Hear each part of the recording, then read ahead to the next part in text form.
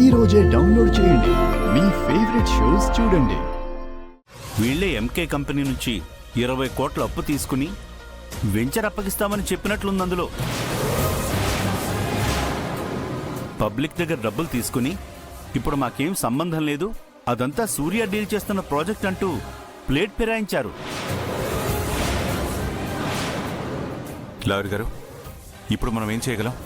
మన చేతిలో ఏం లేదు సార్. అంటే ఏంటి లాయర్ గారు? విజేంద్ర ప్రతాప్ గారి కుటుంబాన్ని రోడ్డును పడమని చెప్తున్నారా?